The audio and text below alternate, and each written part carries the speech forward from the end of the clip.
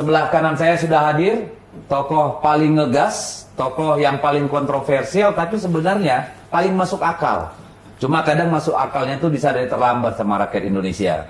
Sehingga banyak kontroversi, suka nggak suka, love and hate, tapi kita harus mengatakan bahwa pujian terbaik itu adalah kritik yang paling tajam. Dan untuk itu saya kira tamu kita Bung Rocky Gerung sangat konsisten. Tepuk tangan dulu.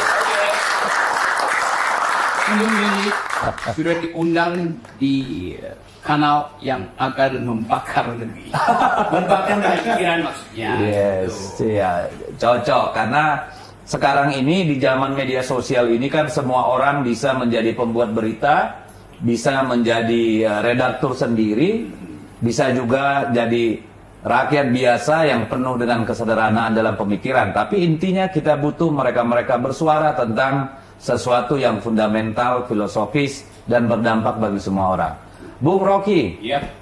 satu hari bisa berapa kuliah atau ceramah? Atau katakanlah 1 bulan deh, paling banyak berapa kali ceramah? Hari ini saya kasih 4 kuliah. Satu pertama di Bappenas, lalu di Dagri, lalu ada talk show kecil tadi, lalu kasih, ini saya berpulang kasih kuliah di Filsafat UI. Wow. Jadi udah 5 aktivitas, dan itu memerlukan energi pikiran dan tubuh yang segar itu. Nah, tubuh segar itu bukan sekedar tiduran tapi olahraga. Jadi bayangkan kalau harus ceramah kawan-kawan, jangankan di 6-7 tempat seperti Bung Rocky tadi, kadang 1 kali bicara depan publik saja itu sudah bikin kita capek luar biasa. Ini bayangkan, lembaga-lembaga negara juga mengundang Bung Rocky. Tidak saja TV yang doyan kegaduhan untuk menaikkan rating, tapi justru lembaga-lembaga negara. Nah, saya ingin masuk dulu Bung Rocky. Okay. Sebenarnya apa sih yang membuat Bung Rocky bicara selalu dalam arti kata itu di luar kebiasaan publik yang kuat dengan budaya kupak kewuh, budaya Jawa gitu ya. Tapi Bung Rocky ini orang Sulawesi Utara, tapi biasanya lebih-lebih dari orang Batak nih kalau ngomong. Gimana ceritanya? Saya anggap bicara itu adalah nasib manusia. Nggak ada nasib lain yang ditentukan oleh alam semesta selain bicara. Jadi kalau bicara itu diedit, itu artinya kita jadi mesin itu. Karena itu saya outspoken aja ucapin sesuatu. Bahkan saya hanya membahas talk of the town, apa yang menjadi pembicaraan di ibu kota, apa yang menjadi pembicaraan di sudut-sudut desa itu. Dan selalu kalau kita bertemu dengan rakyat, kita mesti jadi loudspeaker mereka itu. Karena mereka menyimpan keresahan, kegelisahan yang dia mengucapkan itu kadang-kala terhambat oleh feudalisme. Jadi saya mengambil alih, bukan menjadi penyambung lidah nanti Bung Karno sentil saya itu. Mengambil alih keresahan mereka untuk diucapkan secara jujur. Nah, kejujuran itu pasti harus meledak itu. Nah, orang yang suka berbohong itu bahasa tubuhnya seolah-olah sederhana, padahal otaknya terlalu menyimpan kebohongan. Tapi di tengah masyarakat kita yang lebih melihat bungkus daripada isi, Ya. apakah Bung Rocky tidak pernah takut bahwa ini justru akan memantik katakanlah kebencian atau pro kontra di tengah-tengah masyarakat? Dulu kalau Bung Karno pakai problem itu, pasti dia akan kerepotan untuk mengucapkan pikiran rakyat. Tapi Bung Karno menganggap bungkus dan isi itu nyatu tuh. Dia mau buka bungkusnya dan dapat isinya. Kalau isinya itu harus diucapkan, bungkusnya makan dia mesti robek itu. Jadi nggak ada sesuatu yang saya bayangkan. Bung Karno mengucapkan sesuatu dengan metafor yang kuat, dengan logika yang tajam, dan dengan kemampuan retorik. Dan itu kita nggak bisa pilih lagi. Bung Karno lagi bicara bungkus apa isi itu. Karena dia langsung nyatu tuh. Nah, kita di sini seolah-olah mesti ditegur. Nanti bungkusnya harus cermat ya supaya isinya nggak terbaca. Eufemisme ya. Eufemisme, kira-kira begitu. Nah, itu yang saya dendam pada orang-orang yang pakai eufemisme untuk menyembunyikan ketidakjujuran mereka. Sebenarnya itu sebentuk kejahatan juga ya, membungkus fakta dan realita dengan cara-cara yang lembut, padahal sebenarnya tidak memperbaiki apa-apa. Iya, itu yang saya bilang. Sopan santun dalam politik itu artinya ketidakjujuran. Oke. Harus sebetulnya terang-terangan aja ngasih tahu you salah itu. Kan kita nggak ada urusan dengan manusianya kan, kita urusan dengan cara dia menghasilkan kebijakan misalnya. Nah itu harus terus terang diperlihatkan salahnya. Ya orang muslim itu urusan dia lah. Jadi benar-benar tidak ada kebencian di sana ya. Benar-benar bukan dilandasi oleh ketidaksukaan seperti banyak disuarakan oleh di ruang publik gitu ya, terutama di media sosial. Jadi benar-benar tidak ada kebencian terhadap katakanlah pemerintah atau Jokowi misalnya. Nggak ada, saya tidak pernah membenci manusia itu. Karena setiap orang yang saya temui pasti dia punya jabatan. Ya nggak mungkin kita membenci sahabat kita kan. Kita membenci orang yang gagal untuk mempertahankan eksistensinya di dalam jabatan publik. Kan hanya itu. Jadi kalau saya kasih kritik pada timnas itu, saya bilang ini timnas ini sebetulnya tim naturalisasi dan nasional tuh. Malah semua orang tuh, dan saya enggak. Saya cuma mau terangkan itu bahwa ada problem, bahwa saya mencintai sepak bola ya pastilah. Bahwa saya ingin supaya menang, bahwa pastilah. Tetapi seringkali kita mesti jujur juga mengatakan bahwa ini sebetulnya bukan timnas, tapi tim naturalisasi, timnas. Jadi timnas. Lalu orang marah tuh, saya bilang kenapa sih marah? Jadi kelihatannya negeri ini belum diatur dengan kemampuan untuk menilai yang dikritik objeknya personal atau objek publik, kan itu intinya. Oke, jadi menurut Bung Rocky, kenapa sih orang Indonesia itu sulit menerima hard truth gitu ya, kebenaran yang brutal gitu? Kenapa orang lebih senang kalau hal-hal yang benar atau yang mendasar itu harus disampaikan dengan cara yang lembut atau tidak boleh frontal? Ini sejenis budaya atau sebenarnya sesuatu yang baru bagi kita? Sebetulnya kita jadi penuh dengan bunga-bunga karena takut untuk mengejar kejujurannya tuh. Dan mungkin dipengaruhi juga oleh ras bintang itu kan. Saya Aquarius itu, lahir bulan Januari. Jadi kadang-kala saya merasa kejanuarian itu memungkinkan saya untuk eksplor segala sesuatu tanpa ada rasa takut. Dan kalau nggak salah Ibu Mega juga lahirnya Januari ya. Jadi nggak begitu. Anak saya nomor 1 juga Januari. Sama-sama. Jadi kemampuan itu juga kita mengerti karena pasti ada sesuatu. Kan setiap orang punya bintang yang diacu gitu kan. Nah saya mengacu pada bintang yaitu kejujuran dan mau marah nggak ada soal. Ibu Mega juga begitu. Ibu Mega nggak pernah nahan logikanya kan, diucapin aja. Kemudian orang mau bahasa tubuhnya begitu, iya, tapi di belakang bahasa tubuh itu ada logika yang benar pada Ibu Mega tuh. Jadi buat saya nggak ada soal tuh, Dad. Oke, jadi boleh nggak kita katakan begini, bahwa sebenarnya ini adalah persoalan kebudayaan, bukan literasi. Karena kalau dikatakan literasi, yang mendukung Bung Rocky itu banyak dari masyarakat biasa, ya yang komentar di media sosial segala macam.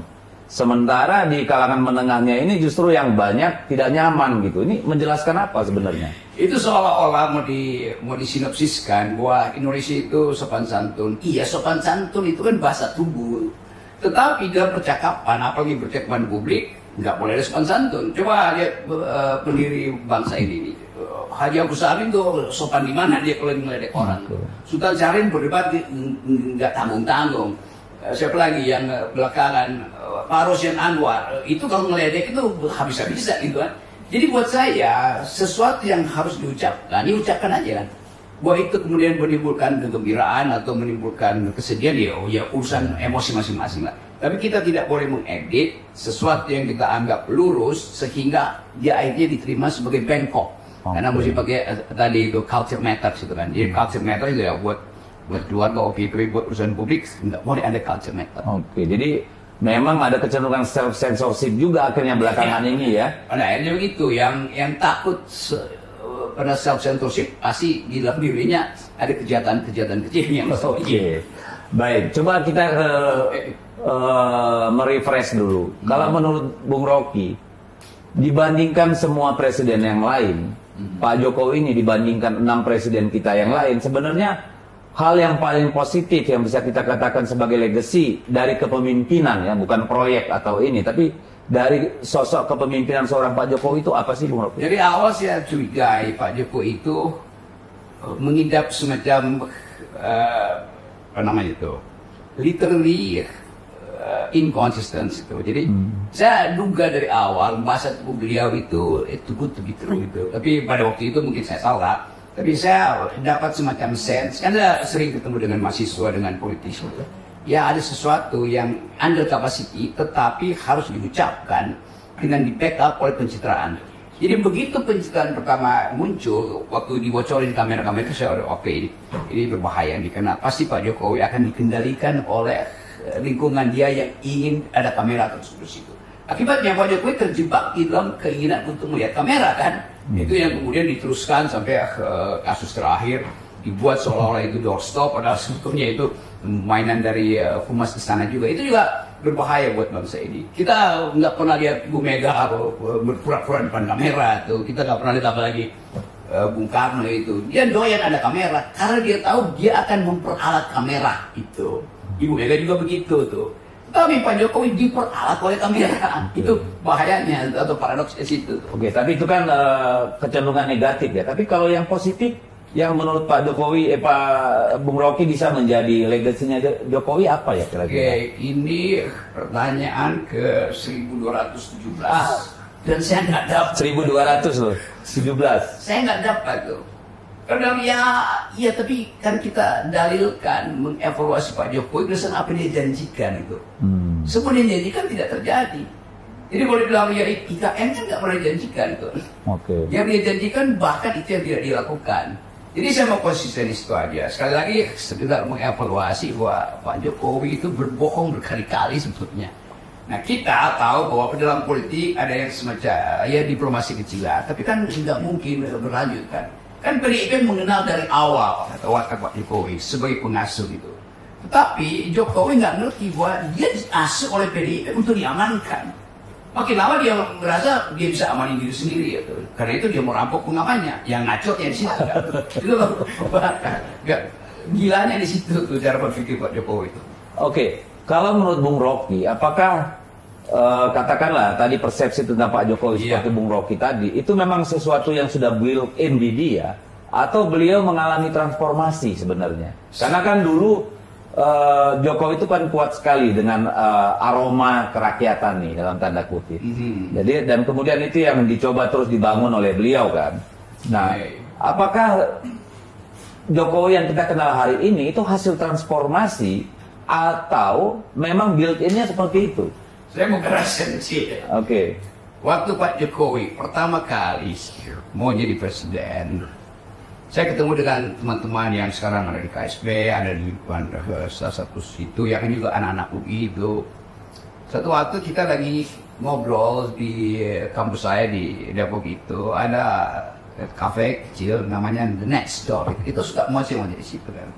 Sebagian dari kita yang ada di situ juga diminta untuk mempersiapkan Pak Jokowi dengan konsen itu. Saya menyeletuk aja, bilang gini, gue tahu tuh apa yang lu perlukan itu, tetapi coba ingat bahwa membuat buku itu harus betul-betul dari intensi si subjek ini. Saya bilang dulu, waktu Bill Clinton mau maju sebagai presiden, dia sendiri yang mendesain buku yang kemudian diberi judul Putting People First, utamakan rakyat.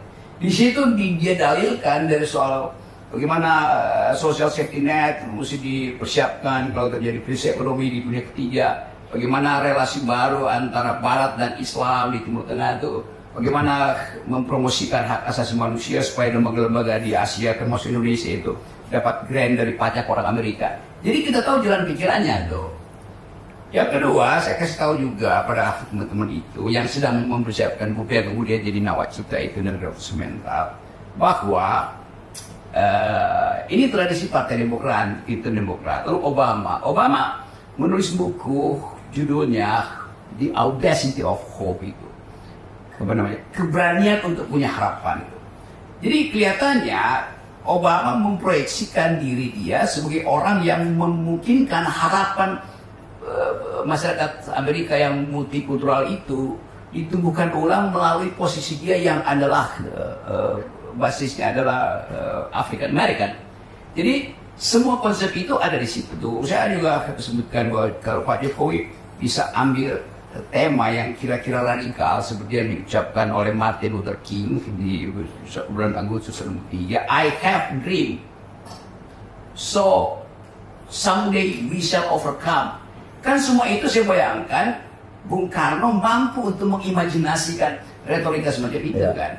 Jadi setelah selesai itu tiba-tiba ayo berkas sudah jadi, mesti dibawa mungkin ke Jalan Subang pada waktu itu di mana itu, teman dari sana telepon, ya Pak Jokowi berjanji untuk kita rapat sama-sama di sini membahas ide dasar buku yang udah ada draftnya. Terus dia pernah saya bilang buatinlah 4 halaman executive summary itu. Karena sekali lagi teman-teman saya kan, lalu dibuatin dan akhirnya mereka bilang Rok, ternyata Pak Jokowi cuma mungkin baca 4-10 menit. Jadi tidak berbekas dalam hatinya. Nah di situ pertama kali saya anggap wah oke, kapasitasnya memang nggak ada. Jadi tinggalkanlah hal-hal yang sifatnya konseptual.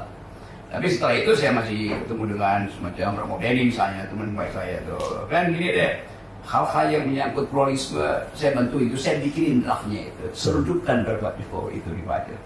Tapi kelihatannya orang-orang di situ itu tidak mampu untuk ambil inisiatif membrief Presiden Jokowi itu pada waktu itu jadi presiden. Bahkan saya bilang gini deh, kita bikin semacam pertemuan setiap sore itu, mungkin 2 minggu sekali ada gathering Pak Jokowi, ada orang yang paling bajingan, paling kritis, yang paling ngaco itu wartawan, intelektual, budayawan, suruh bercakap dengan Pak Jokowi. Jadi Pak Jokowi selalu well informed tentang current issues juga. Mereka kok bisa, gue bilang iya dulu Mitterrand di Prancis itu lakukan itu tuh. Semua orang pinter ya, bahkan yang paling kritis dia undang. Nah percakapan sore itu akan membuat Pak Jokowi nyaman di dalam wilayah intelektual gitu. Nggak jalan juga. Jadi memang ada defisit intelektual pada beliau. Dan teman-teman, termasuk teman-teman saya itu nggak mampu untuk tegur Pak Jokowi, naikin sedikit abstraksinya tuh. Jadi tidak ada latihan di situ. Mungkin terlambat Pak Jokowi. Tapi ini masalahnya intellectual capacity atau memang interestnya yang nggak ada?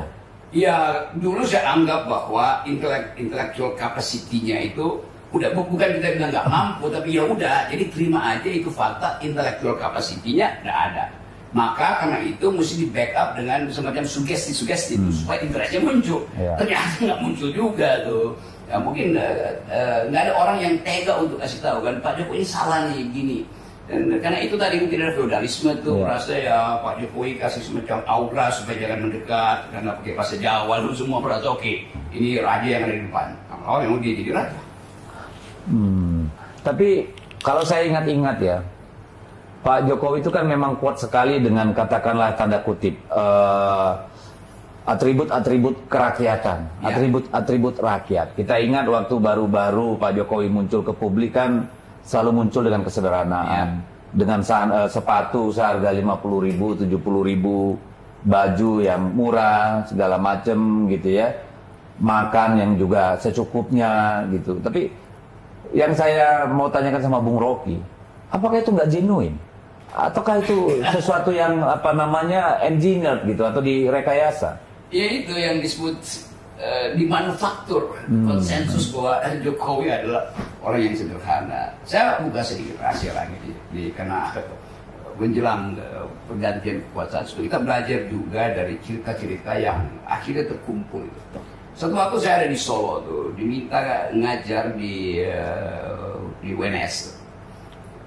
Pada waktu itu saya kalau nggak salah dengan Ari yang sekarang Ari Dupayana. Bukan. Ari, ya itu Ari yang kurang bermutu itu. Yang IPB bukan? Bukan, yang UGM, yang sejarah. Oh iya. Ari Sujito. Saya kasih kuliah di situ, lalu masuk notes kecil. Oke, setelah selesai, kita mau bicara ya. Saya bilang, oke. Karena saya pikirin tim dosen kan. Setelah mana dosen-dosennya? Pada waktu Pak Jokowi udah jadi wali kota. Enggak, kita bukan dosen. Loh, kalian siapa itu? Nanti saya mau terangin tuh. Dibawa saya ke angkringan. Di Solo ya? Di Solo nih. Lalu mereka bilang, sebetulnya ada orang yang lupa Pak Rocky, tapi dia lagi sakit. Siapa namanya? Rewang. Rewang itu adalah tokoh Partai Komunis Indonesia, pemimpin pemuda rakyat. Orang kiri lah ya. Orang kiri yang paling paham tentang rakyat. Dia anggota termuda di Komite Sentral Partai Komunis Indonesia. Pada waktu itu partai itu resmi, bukan partai yang dilarang ya, resmi. Mungkin murid-muridnya Rewang ini, karena setelah itu kemudian ya beberapa bulan atau beberapa semester kemudian Pak Rewang meninggal. Ada bilang begini, ada pesan dari Pak Rewang, jangan percaya pada Pak Jokowi bahwa dia itu merakyat. Itu banyak orang yang tahu. Kenapa? Kalau ada jalan bolong, besok pagi selesai itu tanpa pakai APBD. Lu gimana caranya? Telepon oligarki. Jadi dugaan saya setelah Pak Jokowi jadi presiden dilengkapi dengan pengetahuan saya sebelumnya itu. Bagaimana soal pemindahan ini yang menjadi heboh itu Pak Jokowi terima rakyat sederhana di pendopo itu. Katanya begitu. Mereka bilang, itu sebetulnya itu sandiwara. Karena sudah diselesaikan di bawah meja duluan. Dan apa dengan uang itu? Jadi saya mulai tahu bahwa ada pencitraan dari awal, bahkan ketika beliau masih wali kota. Nah ini mungkin ada orang lain yang nggak punya pengetahuan ini, tapi saya mengalami itu, saya hubungkan dengan beberapa peristiwa, lalu saya anggap bahwa berarti ada mental di dalam diri Pak Jokowi, ambisi yang di backup oleh pencitraan, bukan oleh kapasitas. Tapi itu sudah terjadi, saya anggap itu sudah terjadi itu. Dan waktu setelah Pak Jokowi udah masuk, teman-teman saya yang LSM ini kita berkumpul saya diundang untuk kasih komentar di rumahnya Pak Arifin Panigoro itu, jalan apa namanya itu biasa kita pakai di Senopati. Iya, di depan Senopati itu ada TTN ini. Iya teman-teman saya itu saya bilang, saya setuju kalian masuk ke dalam, jadi KSP di situ, di dalam tim kecil Pak Jokowi. Tetapi kita bikin perjanjian ya, saya nggak akan masuk, tapi saya akan backup kalian dengan konsep. Tapi bikin perjanjian, kalian di dalam lapor kepada kami yang di luar. Etikanya begitu tuh. Lama-lama mereka going native, bahkan cari suap dari situ. Nah, banyak teman-teman kita juga di situ. Banyak. Jadi saya menganggap, kalian nggak jujur dong. Saya justru mau membantu supaya ada pembagian kerja. Oleh itu saya bilang, kalian tatap mata jenderal-jenderal di situ, tundukkan secara mental. Apalagi kalau kamu kepala staf itu, kamu itu orang nomor 2 di Republik. Anda bisa nipu, ada bilang mana Panglima Abri, mana Kapolri, saya mau bicara tuh. Nggak bakal Kapolri itu menolak atau reject ke Pak Presiden, kan nggak mungkin. Tetapi kelihatannya mental itu nggak ada. Padahal saya tahu, kalian kan kita sama-sama berani dulu untuk. Mereka show culture juga kan? Ya, saya kira gitu. Bisa tiba-tiba. Kok lu takut nangkap maka Wiranto? Jadi dari awal terlihat mental itu nggak ada. Jadi saya anggap, waduh, saya kasihan Pak Jokowi. Jadi di awal itu saya dukung Pak Jokowi, bukan saya. Karena saya anggap, dia adalah seorang sipil. Kita bikin percobaan tuh bahwa orang dari daerah, walaupun sudah tahu, mungkin Pak Luhut atau Pak Yusuf Kala ada sedikit cawe-cawe untuk membawa Pak Jokowi ke Jakarta, demikian juga Pak Prabowo lalu tiba pada Ibu Mega. Saya nggak peduli itu. Saya peduli bahwa harus ada kurikulum hak asasi manusia, kurikulum keadilan, kurikulum pengetahuan sedikit tentang sosiologi pada Pak Jokowi. Nah itu saya buatkan tadi, bahwa kalian harus rutin itu brief Pak Jokowi. Nggak terjadi. Jadi kelihatannya tim itu juga mengalami problem yang sama, yaitu tunduk pada nasionalisme. Dan kalau kita lihat semua anggota tim yang dulu bersama-sama Pak Jokowi di awal tuh hampir semua tidak ada lagi yang tersisa tinggal ya. Nah, itu bersama beliau ya. Dan itu juga munafik gitu. Kan mestinya mereka ada di situ. Temani beliau sampai selesai dong itu dasarnya. Jadi terlihat juga pragmatisme kan akhirnya tuh. Jadi, sekali lagi itu yang pelajaran lesson learned kita tentang watak seseorang yang tidak di backup oleh pengetahuan, tapi juga mengabaikan underlying assumption bahwa dia membutuhkan oposisi. Nah kalau kita lihat periode pertama Pak Jokowi. Tidak terlalu banyak istilahnya power politics di dalam.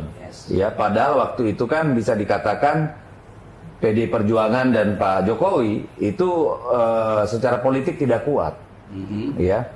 Dan kemudian dibandingkan dengan periode kedua, di mana power politicsnya begitu luar biasa, dan akhirnya membuat semua orang takluk. Sebenarnya apa sih kuncinya? Seorang politisi dari Solo, dari rakyat kebanyakan gitu ya, belum pernah di tingkat nasional, lalu kalau pemahaman kita ini kan pasti dia butuh waktu untuk mengenali jejaring yang ada, historicalnya seperti apa, siapa saja yang punya modal sosial, modal politik, modal pendanaan dan seterusnya. Tapi kalau kita lihat periode kedua itu ya, kenapa magnetnya begitu kuat sehingga semua takluk di bawah Pak Jokowi? Saya coba bayangkan Pak Jokowi dari Jogja, dari Solo, pindah ke Jakarta, pindah ke Menteng di mana elit politik bermukim tuh. Dan beliau nggak pernah tahu ini siapa nih, genrenya siapa tuh, kapasitasnya apa tuh. Jadi Jokowi masuk ke Jakarta dengan pengetahuan peta politik yang kosong itu tentang elit ya, tentang peta elit. Tapi pada waktu itu udah ada semacam euforia bahwa oke, rakyat betul-betul menerima semacam genre baru, cara baru berpolitik. Jadi tanpa evaluasi lagi, taken for granted bahwa Jokowi sudah mampu atau sudah menghidupkan yang disebut politik kerakyatan. Pada saat yang sama, elite ini mengintai Pak Jokowi karena dia tidak punya kurang kapasitas, maka dipermainkan aja kan. Akhirnya Pak Jokowi terima semua usulan kok pada waktu itu kan. Yeah. Itu yang kemudian menyulitkan dia tuh. Dia mengandaikan dia punya kemampuan, tetapi dia dipermainkan oleh mereka yang tahu dia dari atas bahwa jalannya akan ke sini.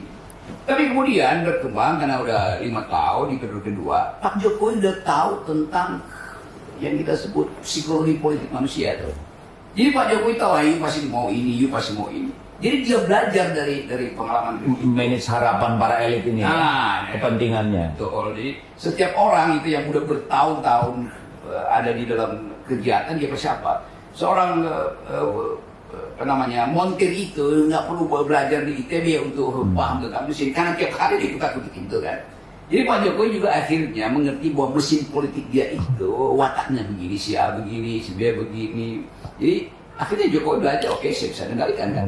Gitu. Dan saya kira dari situ tuh. Jadi orang-orang elit ini juga terjebak di dalam upaya mereka yang gagal mengendalikan Jokowi. Nah, Jokowi berbalik mengendalikan mereka. Iya, karena dengan kasus tuh. Karena sebenarnya didasari oleh kepentingan ya. Ya, itu masalah itu. Karena sama-sama punya kepentingan, ya asal itu aja siapa yang psikologinya lebih cepat terbaca. Oke, kita coba lompat. Ya. Kalau basis hubungannya adalah kepentingan, bagaimana Bung Rocky melihat pasca tidak menjadi presiden lagi?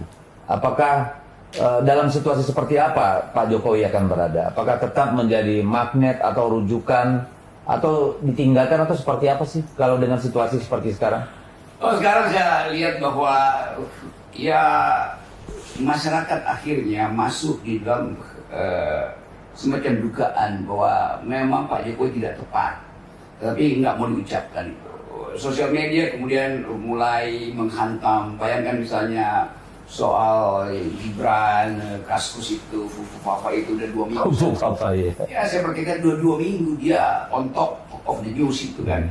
Artinya ada seseorang atau satu sistem yang sengaja memelihara itu untuk menguji daya tahan psikologi Pak Jokowi. Dan kelihatannya Pak Jokowi nggak tahan karena itu menyangkut keluarga itu. Maka saya kira dia pergi ke IKN untuk menghindar dari bisingnya Jakarta itu. Jadi kalau saya coba masuk dalam kebudayaan Jawa itu, dia merasa bahwa pulungnya udah nggak ada.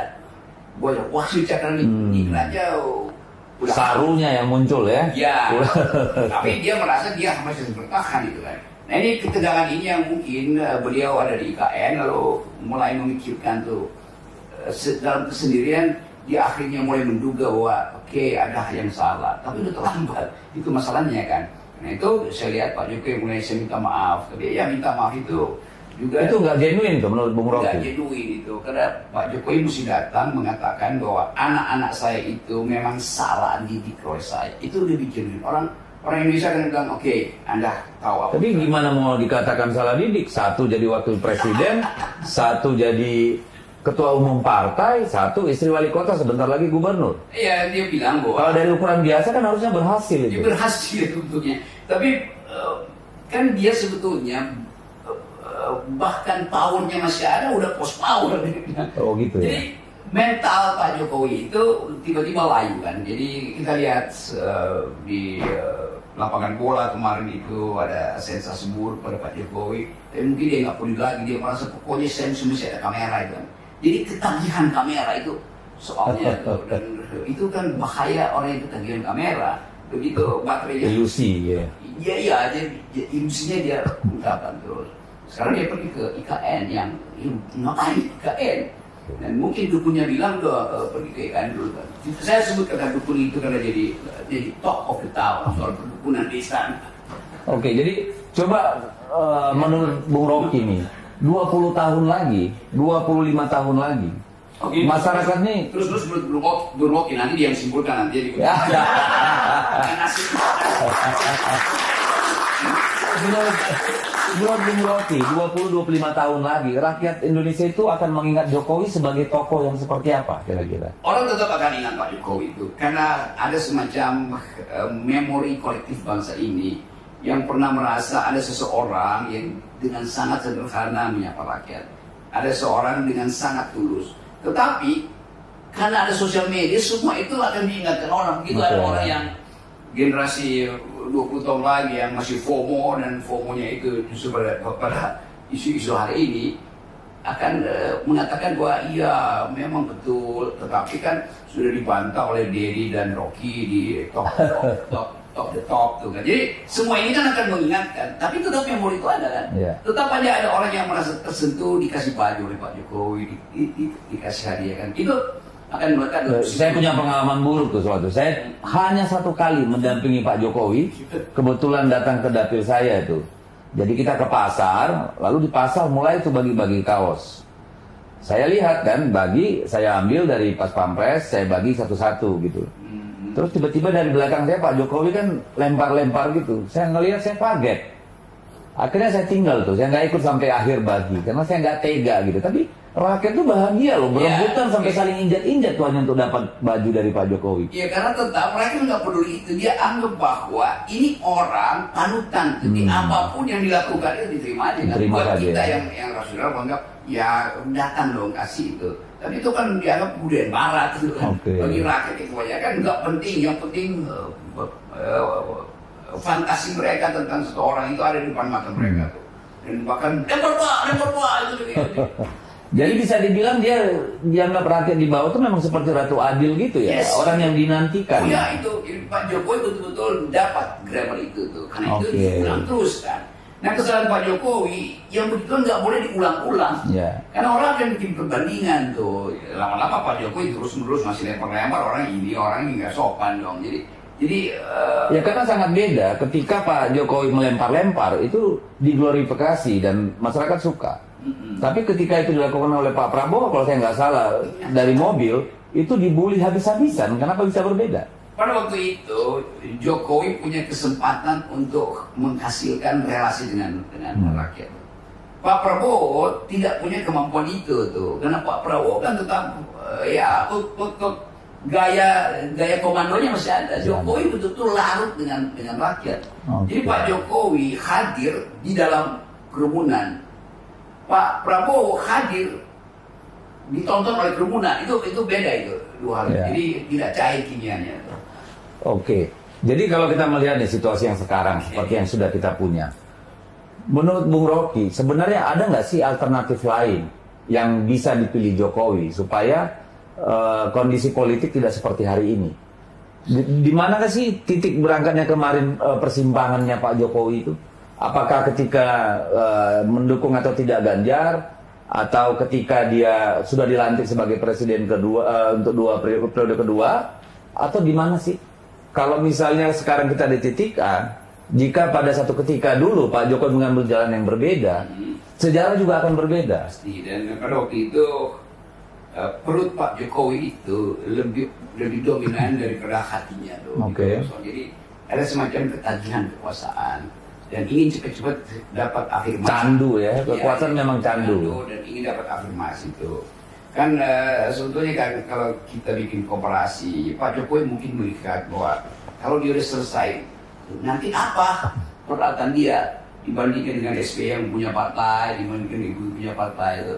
Jadi dia nggak mampu untuk melihat bahwa tanpa partai pun kalau dia lakukan sesuatu yang sifatnya ethics, value, itu orang akan lihat value-nya di situ sebetulnya. Nah itu sebetulnya kegagalan Pak Jokowi. Dia udah merakyat, dia udah dapat kemarxismenya itu tuh. Tapi dia masih ingin melembagakan marxismenya itu kan. Padahal kalau dia nggak lembagakan, orang akan ingat terus Jokowi. Tapi begitu dia berambisi 2 periode ditambah 3, wah itu orang menganggap, oh berarti Anda itu hanya menginginkan kepuasan kekuasaan, gitu. Bukan keadilan sosial seperti yang dibayangkan oleh Soekarno kan. Jadi tetap orang bikin perbandingan itu. Jadi bagi anak-anak muda ini, karena kan kita tidak ingin juga, ini kan generasi Z ini kan, Gen Z, Gen X gitu kan. Sekarang ini kan bisa dikatakan lebih banyak mengambil pelajaran politik, kepemimpinan, itu dari media sosial. Nah, apa sih yang bisa ditangkap atau diambil nilai positifnya Pak Jokowi ini bagi orang-orang muda sekarang? Orang muda ada di dalam penyesalan sebetulnya. Mereka tetap mengidolakan Jokowi. Tapi kemudian berhenti ketika Ibu Mega menegur keras Jokowi. Lalu mereka mulai analisis. Kan Ibu Mega yang mengasuh kan itu Mami Nausmeda. Ya. Lalu mereka menganggap kenapa bisa dengan PDIP itu kan. Nah, mereka mulai riset itu, bicara dengan seniornya, dan mereka temukan bahwa belum gitu, Ibu Mega memang punya hak untuk mengusir bahkan beberapa orang yang saya ia memang diusirkan dari istana dari PDIP kan enggak diusir tapi didiamkan. Ya artinya Ibu Mega nggak suka lagi itu. Jadi anak muda akhirnya merumuskan bahwa Ibu Mega bukan marah sebetulnya, menyesal bahwa ada seorang anak yang seperti itu tuh. Yang saya kasih semacam gambaran waktu di sebuah talk show bahwa dulu di dalam mitologi Yunani itu ada seorang laki-laki pria yang ingin jadi raja, mengabdi pada si raja, lalu diminta kesetiaan pada raja dengan memenggal kepala ibunya tuh, dan dia memilih pergi di kerajaan sambil memenggal kepala ibunya. Dia bilang, ini kepala ibu saya yang saya sangat cintai, dipersembahkan pada raja. Waktu dia naik ke atas singgasana raja, kepala ibu yang dipenggal itu jatuh terguling. Pada saat terguling, kepala itu masih bilang, nak hati-hati ya menapaki kursi kerajaan itu. Jadi ada pesan moral tinggi di situ. Ya tentu Ibu Mega juga merasa bahwa kan saya asuh kamu itu, kenapa berbuat begitu. Tapi itu semacam pembatinan Ibu Mega yang kita hanya bisa lihat di dalam tutur kata dia tuh. Tapi saya kira Ibu Mega juga memahami bahwa ya ada hal yang tidak sempurna dalam proses pengasuhan itu. Ibu Mega kan punya kemampuan untuk mendamaikan dirinya sendiri dengan perbuatan seseorang yang sudah mengkhianati dia. Nah, kalau melihat potensi ke depan, karena banyak orang beranalisa bahwa ke depan Pak Prabowo tentu tidak akan seperti sekarang yang kelihatannya sangat manut dan katakanlah sangat menurut apa yang dimaui oleh Pak Jokowi, bahkan di depan publik itu berkali-kali. Tetapi di sisi lain sering terlihat juga ketegangan. Ya, misalnya pada waktu konferensi pers di KM tuh soal keberlanjutan, kelihatan sekali gestur Pak Prabowo itu kan sangat tidak nyaman ya, dan gestur Pak Jokowi juga tidak nyaman gitu. Kemudian kita lihat bagaimana keributan yang ditimbulkan oleh revisi Undang-Undang Pilkada kilat yang ingin mengaborsi putusan MK itu. Itu terlihat dan kita dengar juga bahwa Pak Prabowo tidak happy dengan itu sehingga akhirnya gagal juga gitu. Nah ini ke depan bagaimana menurut Bung Rocky? Apakah Pak Jokowi akan tetap menjadi figur yang sangat diperhitungkan oleh Pak Prabowo, kemudian menempatkannya di One Team Press, atau seperti apa sebenarnya kira-kira menurut analisa Bung Rocky? Jadi saya bacanya begini, ini dua tokoh, Pak Jokowi dan Pak Prabowo. Prabowo sudah memperoleh kekuasaan tapi belum bisa diaktualkan tuh. Sementara Jokowi masih punya kekuasaan dan tidak mungkin lagi untuk didelegasikan biasa pada birokrasi dia itu. Dalam keadaan begitu, dua tokoh ini saling kirim sinyal, tetapi melalui pihak ketiga tuh. Kan nggak mungkin mereka berdua bercakap-cakap dan saling memberitahu secara verbal, wah IKN dibatalin aja Pak ya, Oh, Pak Jokowi bilang iya, tapi makan siang gratis juga dikurangi. Nggak mungkin ya. Jadi pakai pihak ketiga tuh, yaitu pers. Ya. Nah, Pak Jokowi kirim pesan itu di dalam keadaan ada pers. Maka bagi Pak Prabowo canggung banget menjawabnya kan ada pers. Demikian juga kalau Pak Prabowo misalnya mau nyindir, nggak enak juga tuh karena ada yang nonton itu. Jadi duel psikologi ini yang akan terus berlangsung sampai 2 Oktober. Begitu 20 Oktober, nggak ada lagi problem itu pada Prabowo. Prabowo akan lebih lugas untuk mengatakan, wah oke, saya tahu bahwa saya sudah berjanji pada Pak Jokowi 4 tahun mungkin, tapi itu kan belum sebelum saya melakukan kalkulasi ekonomi secara rasional tuh. Ya mungkin itu akan diucapkan. Tapi Pak Jokowi nggak bisa kirim sinyal lagi kan. Jadi kelihatannya ini semacam kesepakatan diam-diam itu antara mereka berdua itu supaya jangan saling mengganggu dulu. Tetapi bagi Pak Jokowi kalau dia nggak ganggu dari sekarang nggak ada jaminan ya. Untuk mengendalikan. Tapi kan ada Gibran sebagai wakil presiden. Apakah itu tidak bisa menjadi jembatan untuk memelihara komunikasi yang erat di antara mereka ke depan? Iya, sebelum ada acara Fuku Fafa aja juga tahu agak berat, apalagi ada Fuku Fafa dan mungkin ada tambahan lagi Fafa Fufu berikutnya. Jadi semua ini kan masuk di dalam psikologi Pak Jokowi, Pak Prabowo juga kan gimana ini? Bukan sekedar pertemuan dua kekuasaan Jokowi dan Prabowo atau Gerindra, juga ada soal keluarga di situ kan. Yang etiknya juga mungkin berbeda, status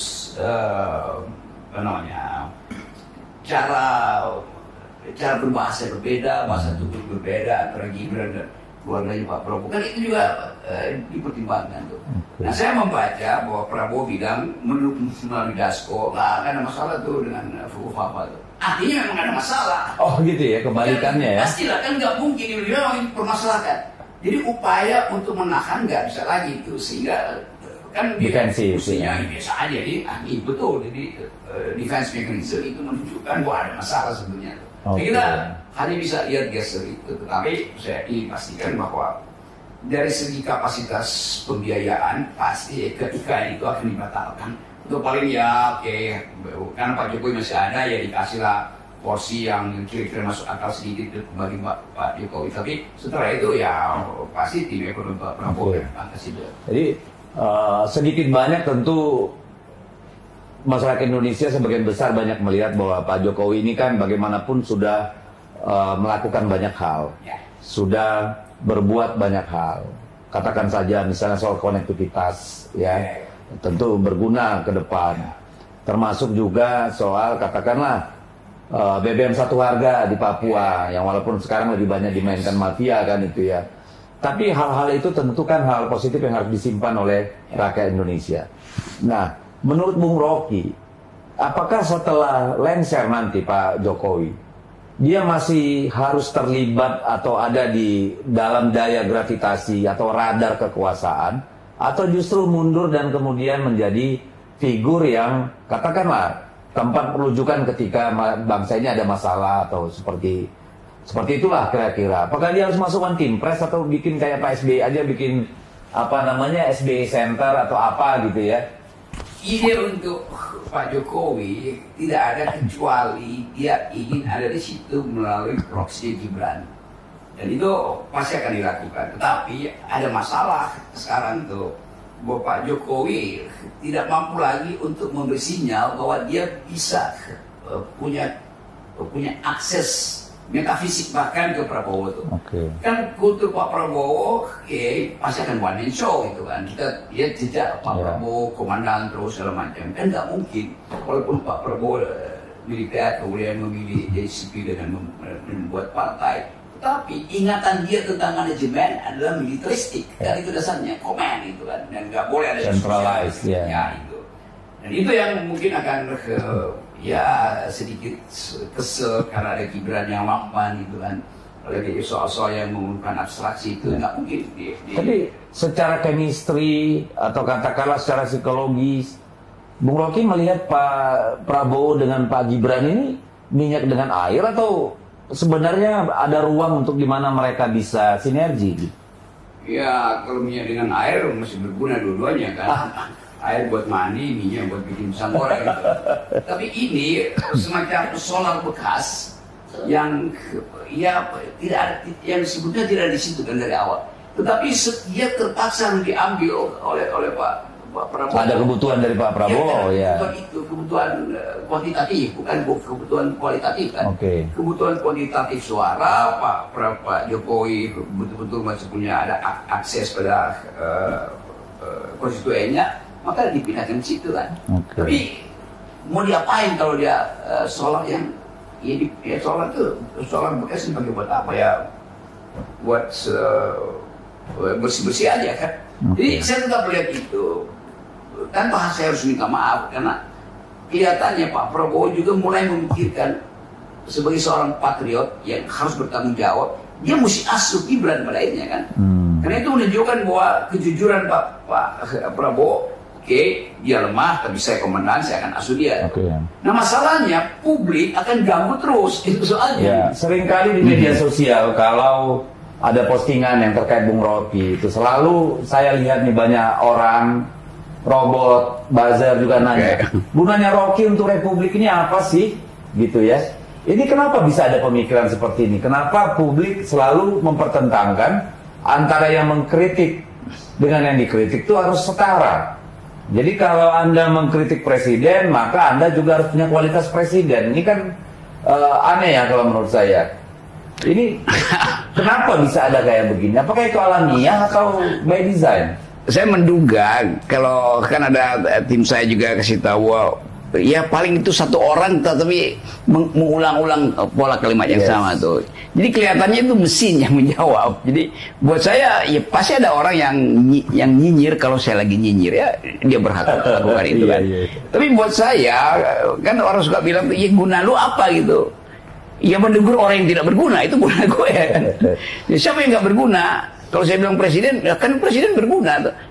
Maka masuk di dalam putaran retorika aja. Jadi saya selalu bilang bahwa saya memilih untuk memberitahu hal yang buruk. Kalau kalian ingin mengangkat hal yang baik, bagus saja kan. Tapi jangan suruh saya misalnya memuji Jokowi. Kan yang udah memuji banyak kan, buat apa saya nambah gitu kan. Jadi sekali lagi saya milih menjadi kritikus. Nah kritikus itu nggak perlu kasih jalan keluar. Lain kalau saya punya ambisi untuk mengganti Jokowi dan meminta pada rakyat, nih gue punya jalan keluar. Kan nggak begitu kan. Jadi sekali saya milih jadi kritikus, saya hanya memberitahu itu bahaya, temboknya akan rubuh. Jangan tanya, kalau begitu saya mau lari kemana? Ya lu lari suka-suka lu lah. Yang penting jangan di dekat tembok itu kan. Jadi itu pilihan saya. Tapi saya ngerti orang selalu kaitkan bahwa kritik itu harus ada solusi. Ya solusi itu bonus buat kritik. Jadi kalau saya nggak punya solusi, saya nggak boleh kasih kritik, kan ngaco juga kan pikirannya. Jadi sekaligus kita mau ajak teman-teman netizen untuk berpikir bahwa saya memilih jadi kritikus, Anda memilih jadi pemuji. Oke, saya hormati kan. Kalau mereka bilang, iya kan museum kritik yang sopan, Anda juga harus muji dengan sopan, karena Anda muji berlebihan. Iya. Sama aja. Dua sisi mata uang ya, dan harusnya natural aja ya. Iya, kalau betul. ada yang muji, tentu ada yang kritik dengan gitu sendirinya ya. kan begitu. Jadi memang masih perlu namanya proses yang panjang. Ya, tapi ngomong-ngomong soal jasa sama negara lah.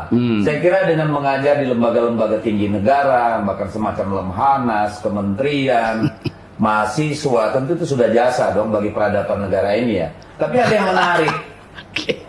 Pak Rocky pulang dari Paris bawa emas. Coba cerita dong, kenapa tiba-tiba jadi manjat kambing gitu ya? Urusannya apa yang sama filsafat sama... Ini saya dari awal sebetulnya nggak tertarik pada politik tuh. Ini juga kecelakaan. Saya ngajar bertahun-tahun.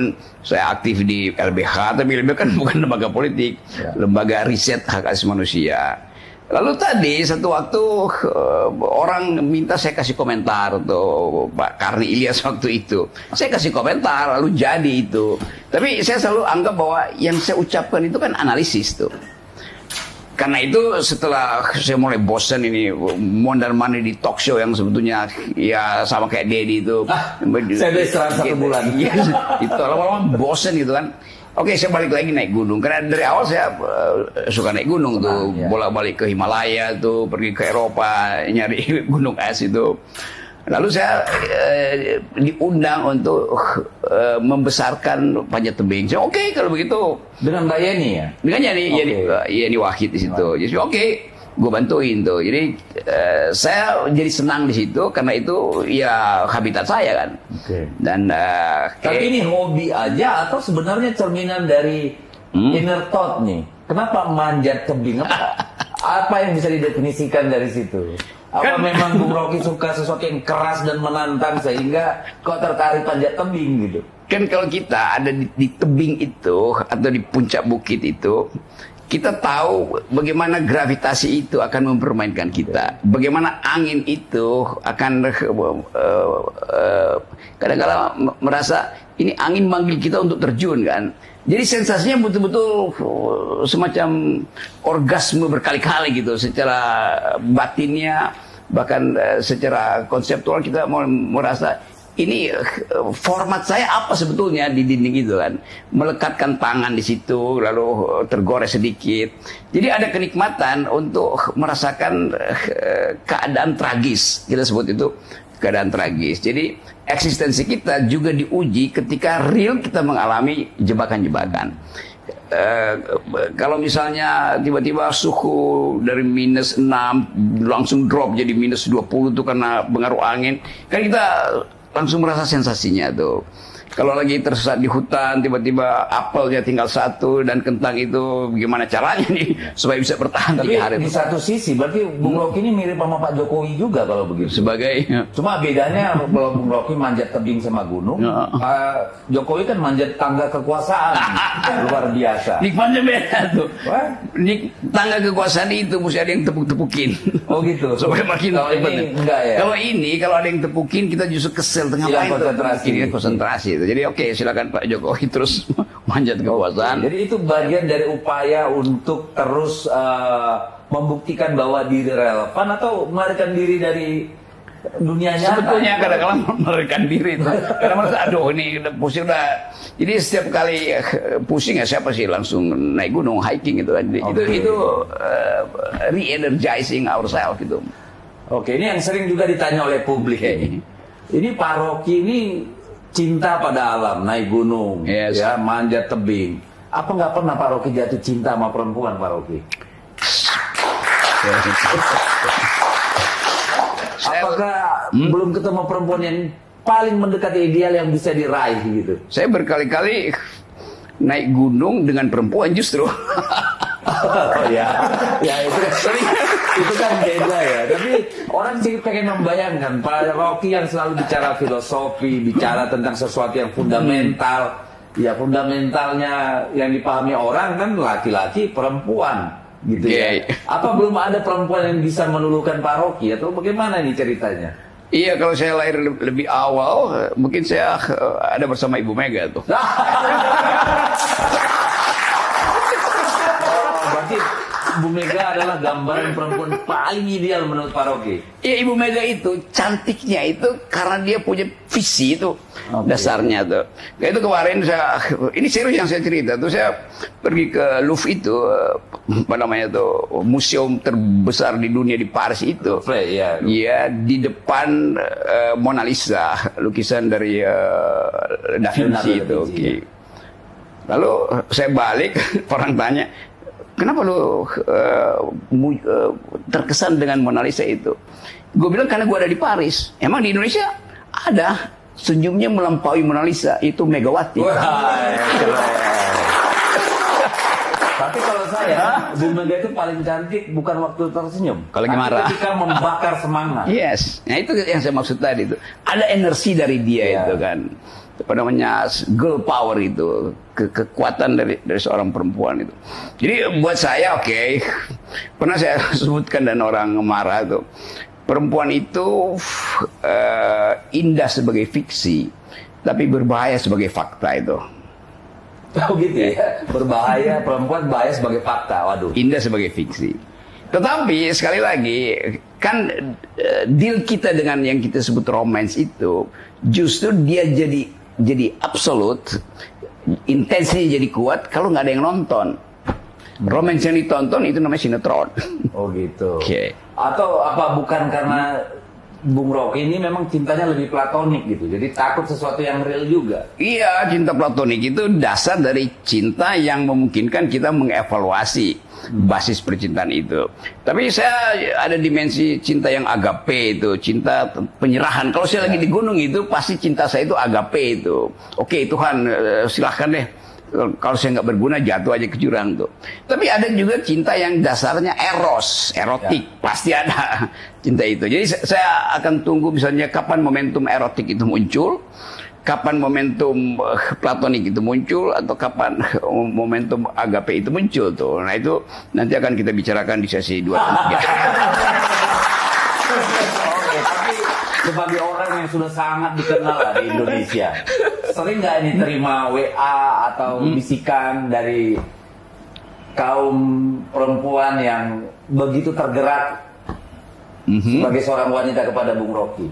Saya lebih banyak terima emoticon romance dari perempuan ketimbang laki-laki. Enggak, ketimbang undangan talk show semacam ini. Keren. Ya. Jadi, tapi kalau hidup seperti Bung Rocky itu kadang-kadang enak. Cuma jangan didengar istri saya dong ya. Bahaya nanti pulang ke rumah. Kenapa? Hidup sebagai orang merdeka tidak saja dalam pikiran, tapi juga secara fisik mau merdeka gitu ya. Dan itu kemewahan yang nggak bisa dipunya banyak orang nih. Bahaya juga itu kan. Tapi oke lah.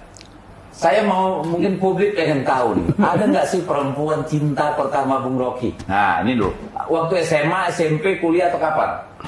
Iya, cinta pertama itu ada ketika ada cinta kedua. Oh gitu ya? Kan mesti ada perbandingan kan? Oh berarti platonik nih ya, modelnya platonik nih ya. Kan apa cinta pertamamu? Iya, setelah ada beberapa cinta baru kita bisa katakan oh itu cinta pertama tuh. Oke. Kalau nggak kita akan anggap itu oh itu semacam pertemuan pertama aja tuh. Oke. Atau pertanyaan dibalik nih. Ada nggak sih sosok perempuan yang dicintai oleh Om Rocky? Kalau saya balik lagi, baliknya gimana? Siapa yang akan mengaku pernah mencintai saya? Bisa. Ya sudah ini topik sensitif tapi pasti orang pengen dengar sebenarnya kan. Karena kita pasti tahu lah orang secerdas Bung Rocky, sepopuler Bung Rocky pasti ada sih yang pengen Bung Rocky aku ikutlah bersamamu menjalani kehidupan ini kan kira-kira begitu. Ternyata sangat kuat nih mempertahankan cinta platoniknya. Oke, kembali ke masalah bangsa kita nih. Hancur Dedi. Apa pesan Bung Rocky ini buat para politisi yang ada sekarang? Kita lihat bagaimana politisi kita hari-hari ini dikendalikan oleh kekuasaan, kehilangan jati diri, hanya berani ngomel di belakang nih. Ya, ada panggung muka, ada panggung belakang. Apa sih yang bisa Bung Rocky sampaikan nih? Karena kan kita baru selesai pemilu legislatif, banyak anggota DPR terpilih yang baru, terutama baik itu di pusat, provinsi maupun kabupaten kota. Lalu kita juga akan melakukan proses nasional rekrutmen kepala daerah. Apa sih pesan Bung Rocky untuk para politisi ini? Politisi itu mewakafkan dirinya untuk dua hal, kecerdasan dan keadilan, tuh kecerdasan publik dan keadilan sosial, kan hanya itu. Karena itu setiap politisi dia harus punya dua dimensi itu dulu, yaitu dia cerdas dan dia adil tuh. Jadi diri dia sendiri dulu selesaikan dengan dua instansi itu tuh. Karena memang harus seorang yang generik ya, mengerti hukum, ekonomi, sosial dan seterusnya. Dulu ilmu yang paling rumit itu adalah ilmu politik, karena politik harus mendistribusikan keadilan dan versi keadilan macam-macam. Dibandingkan ilmu teknik kita cuma perlu satu rumus. Untuk bikin bangunan ini saya cuma perlu rumus tentang metal fatigue, kelelahan metal, lalu safety factor dari konstruksinya, udah saya bisa bikin itu. Tetapi mendistribusikan keadilan itu memerlukan pengetahuan sosiologi, ekonomi, psikologi, macam-macam itu kan. Jadi menjadi politisi dia harus melengkapi dirinya dengan pengetahuan itu. Nah, bagaimana filternya supaya dia dapat itu? Pertama, seorang politisi itu dituntut kejujuran. Jadi itu sangat penting tuh, karena keadilan itu sekali dia berbuat tidak jujur itu artinya dia akan melakukan segala hal yang sifatnya koruptif. Jadi Karena itu filter pertama buat saya seorang politisi, dia harus lolos etikabilitas, etikability itu, etikabilitas, kejujuran yang kita maksud di situ, integritas macam-macam. Yang kedua, setelah dilulus etikabilitas, difilter dengan prinsip intelektualitas. Karena dia mesti debat kebijakan, dia mesti diplomasi dengan luar negeri. Jadi kemampuan intelektualnya mesti di atas rata-rata tuh. Oke. Kalau dia udah lulus etikabilitas, lulus intelektualitas, baru kita uji elektabilitasnya. Jadi filter itu mesti dilewati dulu. Sekarang kalau kita bilang misalnya seorang politisi, dia berpikir tentang 2029, dia mesti bayangkan dunia dari sekarang ke 2029 isinya apa itu kan. Kalau saya deteksi sejak sekarang tuh, dunia dari 2024 ke 2009, jangka pendek aja ini, akan dibayang-bayangi oleh krisis global security itu. Ketegangan ethnicity, ketegangan ideologi, ketegangan karena perlombaan senjata yang mulai terjadi antara superpower Amerika dan junior superpower. Cina itu, Rusia mulai mencari pasangan baru di Eropa dengan memanfaatkan perang dengan Ukraina. Jadi impactnya itu akan masuk ke Indonesia pasti kan. Ya. Jadi global security ini harus jadi perlengkapan pengetahuan pertama dari semua anggota DPR dan bupati yang terpilih itu. Nggak bisa dia menteri-menteri yang nanti dilantik, ya, apalagi menteri-menteri ini kan. Nggak bisa misalnya menteri sosial bilang ya saya nggak perlu global security, kan saya nggak ngurusin global. Oh enggak, itu pasti akan terkait geopolitiknya. Atau bupati dari Lokanhuru misalnya, wah itu terlalu jauh, itu enggak, dia mesti tahu itu tuh. Karena ini adalah negara kesatuan tuh. Jadi dia mesti paham dulu tentang global security. Pengetahuan berikutnya ada tentang environmental ethics. Karena di mana-mana di dunia ini anak muda bicara tentang environmental ethics tuh. Kalau misalnya concern terhadap keselamatan bumi, keselamatan bumi, dan Indonesia rentan di situ. Satu waktu saya ada di Budapest itu, di Hongaria, di sebuah kafe, saya bilang, ya kalian promosiin kopi, saya punya kopi, yaitu kopi Gayo tuh, lalu Aceh. Lalu anak-anak muda di situ mulai tertarik, oh ya Gayo ya. Mereka bertanya, Gayo di bukit keberapa di Aceh? Jadi mereka pengetahuan mereka tentang kopi itu sampai diproduksi di bukit keberapa. Saya tanya kenapa begitu? Karena kami mau tahu di bukit itu 2 bulan lalu mungkin sekali masih hutan. Kenapa sekarang jadi kebun kopi? Berarti ada deforestasi di situ kan. Ya. Jadi bagi mereka environment itu udah jadi harga mati. Nah bupati, wali kota, gubernur, anggota DPR yang do not speak environmental ethics akan dianggap sebagai dungu nantinya kan. Nah karena itu penting ide tentang green economy, green technology segala macam itu dimengerti oleh para politisi. Nah yang ketiga, pengetahuan yang mesti mereka miliki ketiga adalah human solidaritas itu. Karena kita sama-sama hidup di dalam ancaman global, kekerasan, ancaman iklim segala macam. Jadi kalau kita ada prinsip human solidarity, dan Indonesia sebetulnya bisa jadi kurikulum pertama untuk mempromosikan human solidarity karena kita punya kemanusiaan adil beradab, keadilan sosial, kooperasi. Jadi 3 mata kuliah ini mesti diajarkan pada pemimpin-pemimpin yang akan datang. 1 global security, 2 environmental ethics, 3 human solidarity. Nah saya kira PDIP harusnya punya mendeteksi sekolah itu partainya, ya. Sekolah partai itu. Oke, Bung Rocky sudah sering kali keliling ke seluruh negeri ini.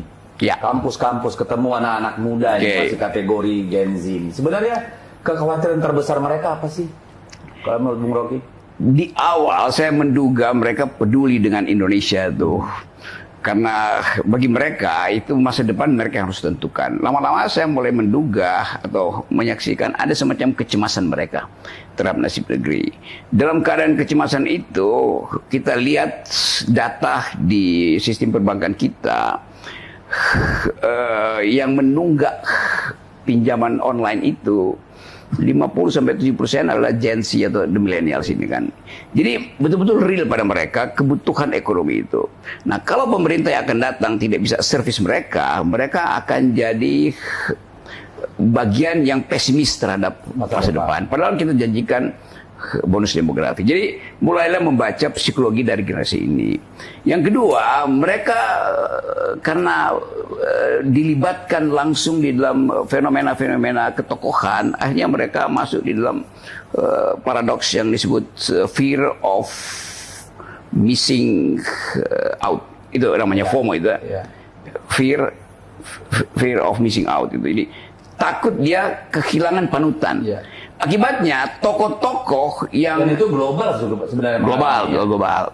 Nah di kita mereka takut dia nggak punya tokoh yang dianggap sebagai panutan dari komunitas. Nah bahayanya yang jadi panutan mereka juga orang-orang yang dalam kapasitas pengetahuan tentang patriotisme, nasionalisme, dan tadi ide-ide global itu palsu sebetulnya. Dan yang bahaya, generasi yang dalam kehidupan mereka kehilangan identitas sebagai orang yang secara otentik mestinya produksi sesuatu dan langsung mencari cara dengan lebih mudah untuk sekedar mengabdi pada ketokohan seseorang tanpa ada kurikulum kritis, ini berbahaya untuk pertandingan merebutkan bonus demografi. Kan bonus demografi itu diperebutkan di antara negara, bukan kita yang akan dapat itu. Kalau kita misalnya punya kemampuan IQ naik sampai 2045 20% basis point, Singapura naik 30%, ya kita tetap tertinggal kan. Jadi kita memang naik relatif, tetapi secara absolut kita nggak mungkin kompetisi. Tapi apakah kekhawatiran para anak muda ini memang legitimate? Karena kalau saya melihat misalnya, apa sih sumber kekayaan negara kita ini? Kan bukan manufaktur. Betul. Lebih ke sumber daya alam. Dalam kondisi sekarang, di mana kepedulian terhadap bumi begitu kuat karena climate change misalnya, nanti kan sektor-sektor ekstraktif ini tidak akan terlalu dijadikan andalan. Lalu sebenarnya menurut Bung Rocky ini, ke depan anak-anak ini harus seperti apa? Ya ada anak-anak yang well informed dengan soal-soal green atau robotics kan. Tetapi kan data yang ada, pemilih yang kemarin itu 70%, 78% adalah lulusan kelas 7, cuman nggak lulus SMA, nggak lulus SMP kan. Jadi bagi mereka yang disebut bonus demografi apa? No meaning ke mereka. Ya itu betul-betul sesuatu yang di awang-awang itu. Mereka tetap jadi subjek yang menunggu BLT di mana-mana itu. Saya kasih ilustrasi tadi, ada wawancara dengan beberapa anak muda itu yang ditemukan beredar di Jakarta pakai dimobilisasi lewat angkot itu yang disebut pasukan berani mati Jokowi itu. Oh, yang 20.000. Ya, yang udah mulai masuk itu. Ditanya, kenapa ada di sini? Ya karena kami ingin membela Jokowi itu habis-habisan itu. Kenapa membela? Ya kita nggak tahu. Loh kenapa ada di sini? Ya kita disuruh. Disuruh imbalannya apa? 30.000. Jadi sebetulnya kita nggak mendidik orang akhirnya tuh hanya demi memuaskan ide untuk membackup Pak Jokowi, kita korbankan generasi ini kan. Jadi saya ingin supaya silakan mobilisasi tapi dengan ide gitu. Kenapa kalian membela Pak Jokowi? Karena kemampuan Pak Jokowi kamu anggap masih tersisa tuh. Nah, itu masuk akal tuh. Bukan tanpa tahu tapi karena disuruh tuh. Jadi sekaligus kita menghimbau teman-teman Gen Z ini supaya mengerti bahwa sekali kita terjebak di dalam bujuk rayu yang sifatnya pragmatis, maka seluruh harapan kita untuk memuliakan Indonesia yang berpikir hilang juga kan? Hilang ya. Nah ini terakhir. Sebagai orang yang berpikir, kira-kira apa pesan yang Bung Rocky mau sampaikan ke Pak Jokowi dan Pak Prabowo? Kalau pikiran itu dijadikan acuan untuk menentukan arah politik, maka pikiran akal sehat Pak Jokowi harus dia ucapkan di depan publik resmi, official dari istana itu. Bukan dengan minta maaf kiri kanan itu kan. Ketika belusukan. Jadi dia mesti ucapkan itu dengan jujur dan orang kan lihat bahasa tubuhnya jujur apa tidak itu. Nah, jadi semacam political speech gitu ya. Ya itu ada kayak yang apa namanya talk to the nation, talk for the nation itu kan. Itu dia mesti ucapkan itu kan. Dan jangan dibuatkan bicara aja secara jujur, original, kan, gitu original datang, it dari comes hati yang paling from dalam. my inner heart, wholeheartedly, kira-kira begitu kan. Nah itu sebetulnya karena saya tetap anggap bahwa masih ada momentum sedikit bagi Pak Jokowi untuk menyadari itu, dan itu akan jadi game changer buat dia sebagai tokoh tuh. Okay. Nah pada Pak Prabowo tentu kita ingin ada rasionalitas di dalam kabinet. Misalnya ya Pak Prabowo bilang 8%, nah iya oke 8% kita tahu akan di speed up, tetapi apa konsekuensinya? Kalau 8% itu membahayakan lingkungan, kan 8% di-push artinya ekonomi kayak mesin yang digas cepat-cepat kan, lalu overheating itu. Ecological footprint bertambah nggak dengan 8%? Berapa persen oksigen yang akan hangus itu kalau ekonomi di-push cepat-cepat tuh. Jadi kira-kira begitu tuh. Nah, saya percaya bahwa Pak Prabowo punya kapasitas itu. Tetapi sekali lagi ada ketegangan psikologis yang harus diselesaikan dulu secara rasional oleh Pak Prabowo. Jadi satu waktu nanti Prabowo juga akan kita minta bicara di publik, ucapkan bahwa saya sudah memutuskan dan saya kira Pak Jokowi akan mengerti bahwa saya tidak akan mengikuti semua langkah yang dia inginkan. Kan itu lebih fair sebetulnya tuh. Gitu. Fair kan saya buat dua mereka itu permintaan kita. Terima kasih. Saya kira mudah-mudahan Pak Jokowi dan Pak Prabowo mendengar nasihat seorang guru. Seorang guru ya, bukan seorang politisi ini ya. Nah, saya kira terima kasih Bung Rocky sudah mencerdaskan kita tentang banyak hal. Yang intinya adalah kalau bagi saya, pujilah setinggi langit, tapi kritiklah juga sekuat guntur, dan itu biasa-biasa saja. Oke, terima kasih kepada Bung Rocky. Ya, terima kasih. Sampai jumpa lain waktu. Oke.